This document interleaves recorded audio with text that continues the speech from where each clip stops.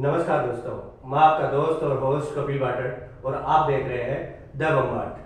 चलिए आपको इस साक्षात्कार की श्रृंखला की कड़ी में आपको मिलवाते हैं एक ऐसी शख्सियत से जिसने एक छोटे से गांव से निकलकर उनके स्ट्रगल की बात करेंगे।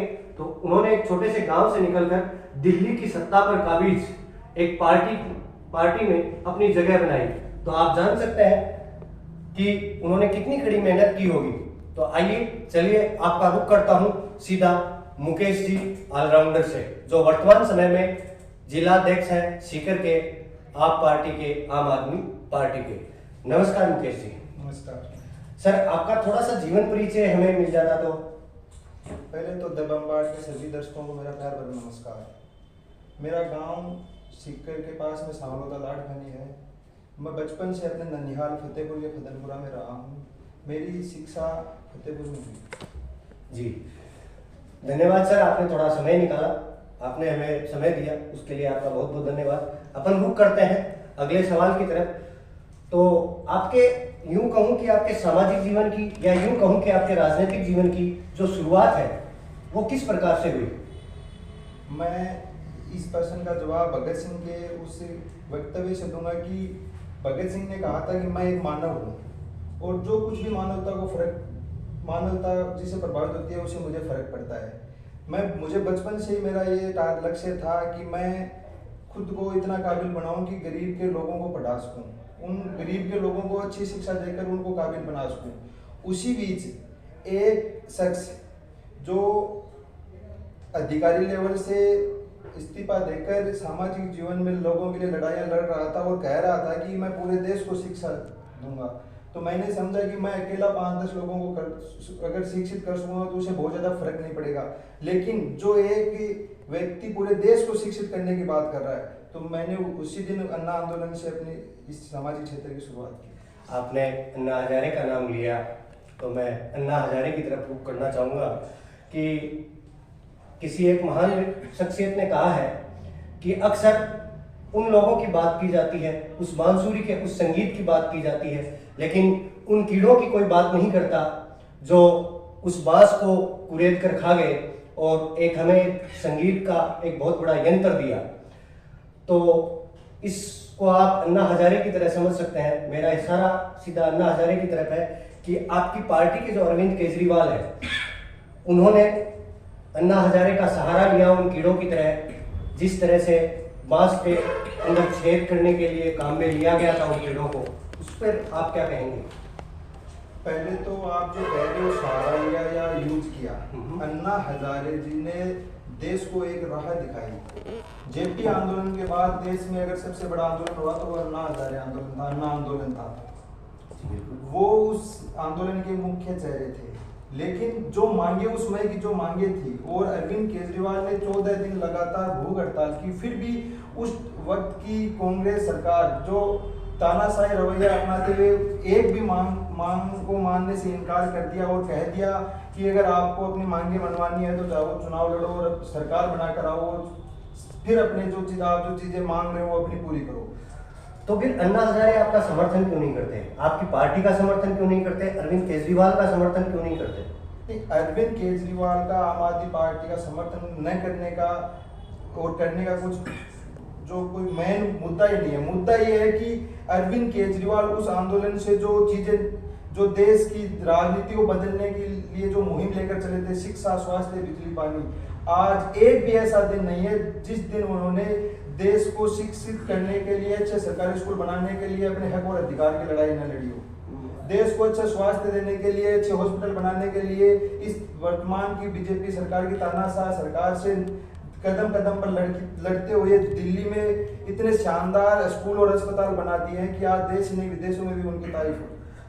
हमारे देश के प्रधानमंत्री हैं माननीय नरेंद्र जी मोदी, वो आपकी पार्टी पर अक्सर आरोप लगाते हुए दिख जाते हैं कि आपकी पार्टी आतंकवाद को बढ़ावा दे रही है, आपकी पार्टी टुकड़े टुकड़े गैंग के जैसे है, आपकी पार्टी के जो मुखिया हैं उन पर कई बार ऐसे आरोप लगाए हैं। या यूं कहें कि भारतीय जनता पार्टी के वरिष्ठ लोगों का ये कहना है कि आपकी पार्टी लोगों को गरीब करने का काम करती है, क्योंकि वो लोगों को मुफ्त में राशन देने की बात करती है, वो लोगों को मुफ्त में बिजली देने की बात करती है। तो क्या आपको कहीं ना कहीं ऐसा नहीं लगता कि वो लोग कहीं ना कहीं सही है कि यदि सब लोगों को फ्री में मिल जाएगा तो वो उन चीज़ों की वैल्यू नहीं करेंगे? पहला आपने आतंकवाद वाली बात पूछी तो मैं कहना चाहूँगा, गोडसे के भक्त हमें देशभक्ति सिखाएंगे। भारत में, हिंदुस्तान में बम ब्लास्ट होते हैं और ISI से उसकी जांच कराने वाले हमें देशभक्ति समझाएंगे। अगर अच्छे स्कूल बनाना आतंकवादी है, आतंकवाद का काम है तो हाँ हम आतंकवादी है। अच्छे अस्पताल बनाना अगर आतंकवादी जैसा काम है तो हम आतंकवादी है। बिजली, पानी, शिक्षा, स्वास्थ्य, रोजगार और लोगों के हक अधिकार की बात करना अगर आतंकवाद है तो हाँ हम आतंकवादी है। हमने शिक्षा, स्वास्थ्य, बिजली, पानी, रोजगार के लिए लोगों के हक और अधिकार के लिए लड़ाइयां लड़ी है। वो क्या जाने कि क्या देशभक्ति होती है और क्या आतंकवाद होता है। उनकी तो राजनीति ही दंगों से शुरू होती है और दंगों पे खत्म हो जाती है। ये बिल्कुल आपका कहना सही होगा। और दूसरा आपने कहा कि मुफ्त, क्या आज भारत को आजाद हुए 77 साल हो गए हैं, क्या लोगों को बुनियादी सुविधाएं मिलना भी अपना अधिकार नहीं होगा? अगर 100 यूनिट अगर किसी गरीब को अगर बिजली दे दी तो इन अमीरों की सरकार है जो बीजेपी, उनको तकलीफ हो गई। अच्छा अगर स्वास्थ्य मुहैया करा दिया तो उनसे उनको तकलीफ हो गई। हम पहले सुनते थे कि लोगों मानव की बुनियादी आवश्यकताएं हैं रोटी, कपड़ा और मकान, और आज बीजेपी ने देश की वो हालत कर दी है कि लोग रोटी, कपड़ा और 2014 से पहले वाला सुकून मांग रहे हैं। तो अगर एक विधायक को, एक सांसद को अगर हजारों यूनिट बिजली फ्री मिलती है, वो फ्री भी नहीं है, और हमने अगर गरीब को 100 यूनिट, 200 यूनिट, 300 यूनिट बिजली फ्री दे दी, वो फ्री भी है। असल में दिक्कत इनको फ्री देने से नहीं है, दिक्कत गरीब लोगों को शिक्षा देकर, स्वास्थ्य देकर, बुनियादी सुविधाएं देकर उनके जीवन स्तर को ऊंचा उठाने से है। ये गरीब को गरीब रखना चाहते हैं और अमीर को अमीर बनाना चाहते हैं। कहा कि आप भगत सिंह के विचारों से प्रभावित हैं, तो क्या आप महात्मा गांधी के विचारों से प्रभावित हैं कि नहीं? हम महात्मा गांधी के विचारों से भी प्रभावित है, हम भगत सिंह के भी, हम अम्बेडकर भी है, हम उस हर एक महापुरुष के विचारों से प्रभावित है जिन्होंने इस देश के हक और अधिकार की लड़ाई लड़ी, इस देश को आजाद कराया है। तभी तो हम कह रहे हैं ना कि आजादी के 77 साल बाद भी आज अगर किसी गरीब को उनके हक नहीं मिल रहे, अगर बिजली, पानी, शिक्षा, स्वास्थ्य, इन मुद्दों पे अगर काम नहीं हुआ, एक आज तक किसी, आज आम आदमी पार्टी से पहले, अरविंद केजरीवाल से पहले, क्या आपने, मैं आपसे पूछना चाहता हूँ, आपने शिक्षा का नाम राजनीति में सुना था? स्वास्थ्य का नाम सुना था? बिजली, पानी, रोजगार, इनका नाम सुना था? ये पार्टियां सिर्फ और सिर्फ धर्म, जाति के नाम पर लोगों को लड़वाती है। भगत सिंह, महात्मा गांधी, अम्बेडकर, वो लोग यही तो चाहते थे कि देश का हर गरीब व्यक्ति पढ़ लिख कर इतना काबिल हो कि वो ऊंची से ऊंची पोस्ट पर पहुंच सके। जी, अब आगे रुक करते हैं। तो आपके सुप्रीमो और आपकी पार्टी हमेशा ये दावा करती रही है कि वो भारत की संपूर्ण राजनीति में सबसे ईमानदार नेता है। आपकी पार्टी सबसे ईमानदार नेता है, आपकी पार्टी के जो नेता ईमानदार है, आपकी पार्टी ईमानदार है, आप जनता के लिए कुछ करना चाहते हैं। तो आपकी पार्टी पर कई बार आरोप लग चुके हैं, उनके बारे में आपकी क्या राय है? आरोप लगाना राजनीतिक पार्टियों का एक कर्तव्य समझता हूँ, आम आदमी पार्टी को छोड़कर। ये पार्टियां आरोप प्रत्यारोप की तो राजनीति करती है। अरविंद केजरीवाल, नरेंद्र मोदी जी आज भी 9 साल उनको सत्ता में आए हुए हो गए, वो आज भी ये कह रहे हैं कि नेहरू काम नहीं करने दे रहे। अरविंद केजरीवाल ने आज तक भी एक ऐसा वक्तव्य नहीं दिया है जो उन्होंने कहा हो कि कांग्रेस ने काम नहीं किया या कांग्रेस वाले काम नहीं करने दे रहे। हाँ, ये अलग विषय है कि बीजेपी और नरेंद्र मोदी ये नहीं चाहते कि अरविंद केजरीवाल लोगों के हक और अधिकार के लिए काम करे। मैं तो ये कहना चाहता हूँ कि जिस मनीष सिसोदिया ने इस देश की सरकारी स्कूलों की कायापलट कर दी, अमेरिका के राष्ट्रपति की पत्नी अगर भारत आती है तो वो पहले दिल्ली के सरकारी स्कूल देखने जाती है। अरे उस मनीष सिसोदिया को बीजेपी सरकार को भारत रत्न देना चाहिए और बदले में उनको जेल में डाल दिया। आपकी पार्टी के एक बड़े नेता, शीर्ष नेता कहूँ, संजय सिंह, उनके ऊपर भी ईडी की जांच है, अभी जांचें जारी हैं, उनको जेल वेल की भी खबरें आ रही हैं। उसके बारे में आप उसको किस तरह से देखते हैं? नरेंद्र मोदी और भारतीय जनता पार्टी का एक ही उसूल है। अभी मैं रास्ते में आ रहा था तो बीजेपी के बड़े बड़े होर्डिंग लगे हुए थे, भ्रष्टाचार सरेआम नहीं सहेगा राजस्थान। इनका एक एजेंडा है, अगर जो कुछ भी लूट करनी है, अगर भ्रष्टाचार करना है तो आप बीजेपी से बाहर नहीं कर सकते, आपको बीजेपी के अंदर आके करना पड़ेगा।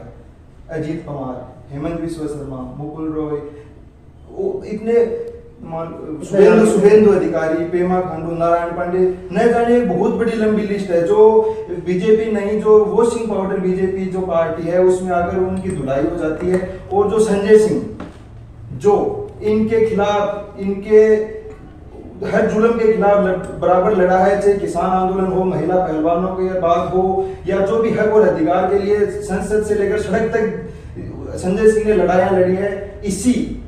इसी चीज से खपा होकर नरेंद्र मोदी ने जो ये राजनीति की है उनको जेल में डालने का काम किया है कि वो लोगों के हक और अधिकार की लड़ाइयां न लड़ सके। लेकिन मैं ये कह देना चाहता हूँ आपके बम्बार्ड के माध्यम से कि हम अडानी के नौकर से डरने वाले नहीं है।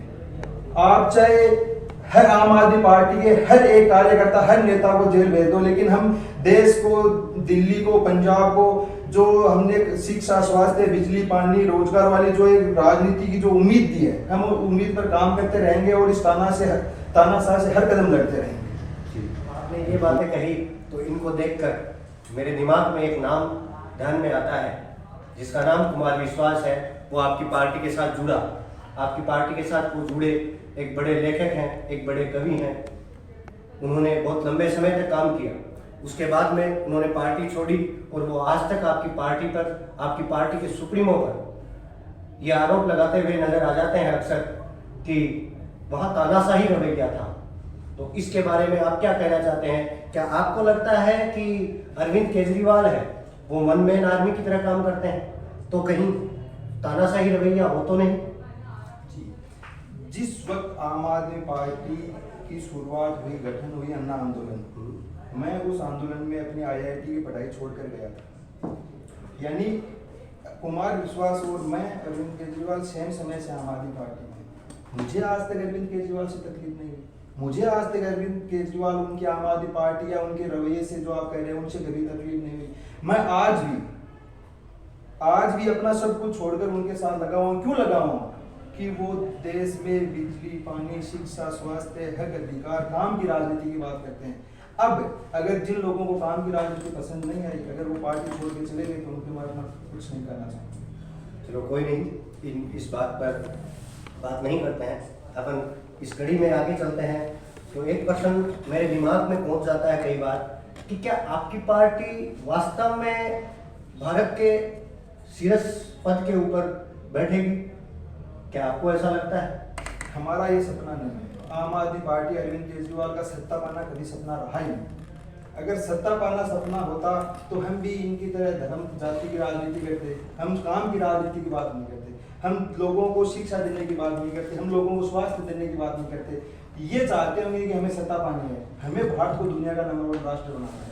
वो भारत दुनिया का नंबर 1 राष्ट्र तभी बनेगा जब हर गरीब के पास अच्छी से अच्छी शिक्षा व्यवस्थाएं होंगी, हर गरीब के पास अच्छी स्वास्थ्य सुविधाएं होंगी, हर गरीब के पास हर एक झोपड़ी तक बुनियादी सुविधाएं हैं वो होगी। तो हमारा लक्ष्य एक ही है, देश की, राजस्थान की, भारत की अंतिम झोपड़ी तक जो बुनियादी सुविधाएं वो पहुंचाना और भारत को दुनिया का नंबर 1 राष्ट्र। कई बार विपक्षी पार्टियां आपके ऊपर, आपकी पार्टी पर आरोप लगाती हैं कि आप विज्ञापनों पर ज्यादा पैसा खर्च करते हो, आपके विज्ञापनों पर ज्यादा पैसे खर्च करते हो। बाकायदा सामने वाली पार्टियां भी विज्ञापनों पर पैसा खर्च करती हैं, लेकिन आपकी पार्टी जब ये दावा करती है कि हम सबसे ज्यादा ईमानदार हैं, तो क्या वो कहाँ तक सही देखते हो आप उन विज्ञापनों पर पैसा खर्च करना? मुझे नहीं लगता कि हमारे किसी विज्ञापन से अमेरिका के राष्ट्रपति की पत्नी हमारे सरकारी स्कूल देखने जाता है। जी, काम बोलता है, अच्छे काम की तारीफ होनी चाहिए। अगर हमने अपने काम लोगों तक पहुंचाने के लिए अगर थोड़े बहुत रुपए लगा भी दिए तो कौन सा जुर्म कर दिया? ये लोग तो पूरा का पूरा मीडिया खरीदे बैठे हैं, पूरा का पूरा एक तंत्र खरीदे बैठे हैं। लोगों के एक भी ऐसी चीज नहीं है जो इनकी बाहर आ रही है। पूरा का पूरा इसने पूरा सिस्टम इन लोगों ने, बीजेपी ने खरीद रखा है। तो हमारे जो काम है लोगों तक पहुंचाने के लिए अगर हमने कुछ खर्च भी कर दिया तो इसमें कोई जुर्म वाली बात नहीं है। और हमारा काम बोलता है, इसीलिए अमेरिका के राष्ट्रपति की पत्नी आज दिल्ली के सरकारी स्कूल देखने आई और पूरा भारत आज ये मानता है कि वास्तव में अरविंद केजरीवाल ने भगवंत मान ने दिल्ली और पंजाब में शानदार काम किए जो आज़ादी के बाद भी आज तक नहीं हुए। में लड़ेगी तो सीकर में आपकी पार्टी कहाँ कहाँ से चुनाव लड़ेगी, और यदि आप बता सकते हैं तो आपकी पार्टी के कौन कौन चेहरे होंगे? आपने विचारधारा की बात कही, कट्टर ईमानदारी, देशभक्ति और काम की राजनीति, हमारी ये विचारधारा है। आपने राजस्थान में चुनाव लड़ने के संबंध में पसंद किया, तो मैं आपके माध्यम से बम्बार्ड के माध्यम से पूरे राजस्थान के लोगों को बता देना चाहता हूं कि आम आदमी पार्टी पूरी 200 की 200 सीटों पे चुनाव लड़ने जा रही है, पूरे दमखम के साथ, और सरकार बनाने जा रही है। क्योंकि लोग हमें ये कहते हैं कि आपके पास चेहरे नहीं है, आपके पास नेता नहीं है। अरविंद केजरीवाल भी बहुत बड़ा नेता नहीं थे। भारत की राजनीति में शीला दीक्षित बहुत बड़ा नाम हुआ करता था जी। नवजोत सिंह सिद्धू बहुत बड़ा नाम हुआ करता था, प्रकाश सिंह बादल बहुत बड़ा नाम था, विक्रम मजीठिया बहुत बड़ा नाम था, चरणजीत सिंह चन्नी बहुत बड़ा नाम था। आम आदमी पार्टी और अरविंद केजरीवाल ने बड़े बड़े नामों के साथ खिलवाड़ किया, वही राजस्थान में होने जा रहा है। दिल्ली और पंजाब में बड़े बड़े तानाशाह, बड़े बड़े शहनशाह हार कर घर बैठ गए हैं, आज वो राजनीति में दिखते नहीं है। वही हाल राजस्थान के जो नेताओं का होने जा रहा है, और आम आदमी पार्टी दमखम के साथ चुनाव लड़ने जा रही है और सरकार भी बनाने जा रही है। सीकर में आपके क्या कौन कौन चेहरे होंगे, ये थोड़ा सा? चेहरे आम आदमी पार्टी की विचारधारा और अरविंद केजरीवाल जिसे उपयुक्त समझेंगे वही हमारा चेहरा होगा। हमारे पास ये नहीं है कि हम इधर से इस पार्टी से ले आएंगे, उस पार्टी से ले आएंगे। लव सिंह, आपने पंजाब का नाम सुना है, एक मोबाइल रिपेयर की दुकान पे काम करता था जी। उसने पंजाब के मुख्यमंत्री चरणजीत सिंह चन्नी को चुनाव हराया है जी। वो तो आज भी मोबाइल की दुकान पे दिल्ली काम में करता है। प्रवीण कुमार, मोबाइल जो पेंशन निकालने वाले का बेटा है। ऐसे बहुत से उदाहरण है जो नॉर्मल साधारण परिवारों से निकलते हुए बड़े बड़े चेहरों को हराने का काम किया है। तो जिस दिन नामांकन होगा ऐसा ही कोई चेहरा आएगा और इन तानाशाहों को, गोविंद सिंह डोटासरा, राजेंद्र राठौर, अशोक गहलोत, सचिन पायलट, इन सबको अपने घर बैठाने वाला है। एक साधारण सा लड़का जो अपनी पढ़ाई कर रहा था, वो अन्ना हजारे के आंदोलन से जुड़ा, अरविंद केजरीवाल के साथ जुड़ा और दिल्ली तक पहुंचा। आपका जो ये सफर रहा, एक सांवलोदा से निकलकर दिल्ली तक पहुंचने का, उस सफर को आप किस तरह देखते हैं और आप वहां तक पहुंचे कैसे? क्योंकि बहुत सारे युवा हैं जो राजनीति में जाना चाहते हैं, तो उनके लिए आप एक राह दिखा सकते हैं, बताइए। मैं देश के सभी युवाओं को, राजस्थान के सभी युवाओं से यही बात करना चाहता हूँ कि आम आदमी पार्टी ही ऐसी पार्टी है जो युवाओं की पार्टी है, जो युवाओं के हक और अधिकार की बात करती है। आम आदमी पार्टी ऐसी पार्टी है जिसमें साधारण घर के लड़के मंत्री, मुख्यमंत्री, सांसद, विधायक बन सकते हैं। आम आदमी वो पार्टी है जिसमें बड़े बड़े परिवार वालों को, राजनीतिक परिवार वालों को घर बैठाया है। मेरी कोई औकात, मेरी परिवार में मुझसे पहले राजनीति में कोई नहीं रहा। मुझ जैसे साधारण किसान परिवार के लड़के को आज आम आदमी पार्टी और अरविंद केजरीवाल ने सीकर के यूथ विंग के जिला अध्यक्ष की जिम्मेदारी दी है। जिस उम्र में कांग्रेस और बीजेपी में लोगों को दरी बिछाने का भी मौका नहीं मिलता, उस उम्र में मुझ जैसे लड़के को जिला अध्यक्ष बना रही है पार्टी। राघव चड्ढा 33 साल का लड़का है, आज पूरे भारत में उनका नाम है। मैं ये मानता हूँ अगर वो बीजेपी और कांग्रेस में होता तो कहीं दिखता भी नहीं। तो सभी युवाओं को ये कहना चाह रहा हूँ कि जो लोग राजनीति में आना जरूरी है। हमारा भारत को, हमारे समाज में ऐसा कोई भी क्षेत्र नहीं है जो राजनीति से प्रभावित नहीं है। राजनीति एक अनिवार्य फील्ड है जहां इंसान को हर काम करते हुए राजनीति में आना चाहिए, और आम आदमी पार्टी वो पार्टी है जो युवाओं को तवज्जो दे सकती है। जी, मैंने आपसे कहा कि आप इस सफर को अपने लिए एक चुनौती समझते हैं या फिर उस सफर के बारे में आप थोड़ा सा बताइए, क्योंकि एक सीकर से निकलकर जो लड़का दिल्ली तक जाता है तो उसमें थोड़ा बहुत स्ट्रगल तो रहा होगा। तो हम और हमारे दर्शक आपके उसी स्ट्रगल को सुनना चाहते हैं, क्योंकि आपने अब कुछ ना कुछ तो पाई ही। अरविंद केजरीवाल जी मेरे गुरु रहे हैं। वो हमेशा हक और अधिकार के लिए लोगों के लिए लड़ते रहते हैं। मुझे भी लड़ने में बहुत मजा आता है, और मैं हर युवा को कहना चाहता हूँ, जैसे हो सकता है अन्य पार्टियों में ये हो कि सचिन पायलट ने पिछले दिनों कहा था कि लोग 1-1.5 बीघा जमीन बेच के स्कॉर्पियो खरीद के नेतागिरी करने निकल जाते हैं। मैं उनको कह देना चाहता हूँ कि आपके पास होगी आपके बाप दादा के नाम की राजनीति, आपके पास होंगे करोड़ों रुपए भ्रष्टाचार में किए हुए, लेकिन एक किसान परिवार का बेटा जो राजनीति में अगर आना चाह रहा तो क्या वो गुनाह कर रहा है? अरविंद केजरीवाल अरविंद केजरीवाल और आम आदमी पार्टी ने ऐसे ही साधारण परिवार के निकले हुए लोगों को पहचान दी है। मैं भी वो उसी नॉर्मल सामान्य किसान परिवार का लड़का हूँ। दिल्ली, पंजाब, न जाने आम आदमी पार्टी और अरविंद केजरीवाल ने मुझ जैसे साधारण परिवार के लड़के को न जाने कितनी जिम्मेदारियां दी है। दिल्ली, पंजाब में मैंने पंजाब में भी काम किया, दिल्ली में काम किया, गोवा में काम किया है। हर जगह अगर जो अच्छी नीयत वाला जो काम करना चाहता है या भारत को, राजस्थान को बदलने की चाह रखता है, उनका हर एक आदमी का आम आदमी पार्टी में स्वागत है। और मैं ये दावे के साथ कह सकता हूँ कि आपके काम के साथ अरविंद केजरीवाल आम आदमी पार्टी में आएंगे। जी, आप भी अभी युवा हैं, आपके मन में भी महत्वाकांक्षाएं होंगी। क्या उन महत्वाकांक्षाओं को लेकर क्या आपको हम कभी राजनीतिक रूप से चुनाव लड़ते हुए विधायक या फिर यूं कहूं कि सांसद का चुनाव लड़ते हुए देखेंगे? क्योंकि आप जैसे लोगों की, मुझे ऐसा लगता है कि आप जैसे लोगों की राजनीति में वास्तविक रूप से जरूरत है। मेरी एक ही महत्वाकांक्षा है, देश का हर गरीब का बच्चा अच्छे से अच्छी शिक्षा हासिल करे।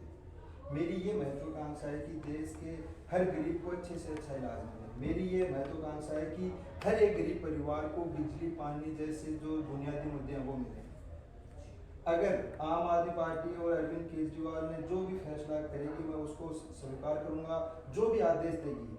अगर आम आदमी पार्टी कल ही मुझे ये कह देती है कि आपको लक्ष्मणगढ़ से गोविंद सिंह डोटासरा के खिलाफ चुनाव लड़ना है, मैं तैयार हूँ।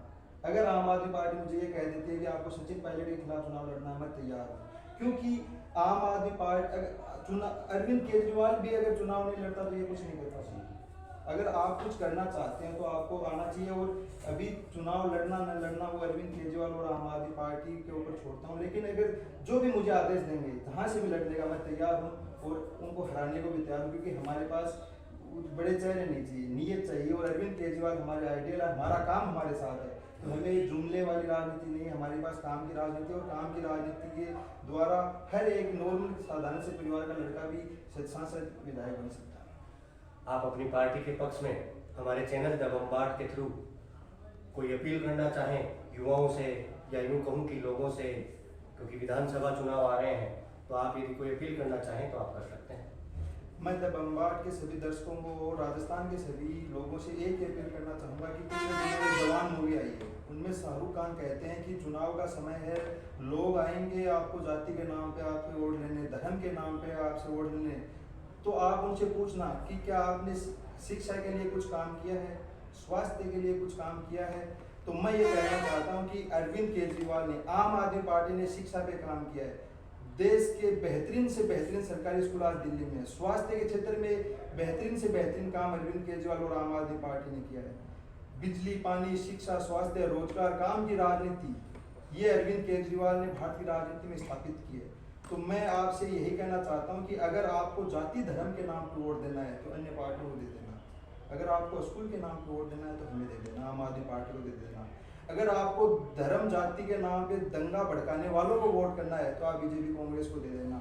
अगर आपको अच्छे स्वास्थ्य, अच्छे अस्पताल चाहिए तो आम आदमी पार्टी को वोट दे देना। नमस्कार।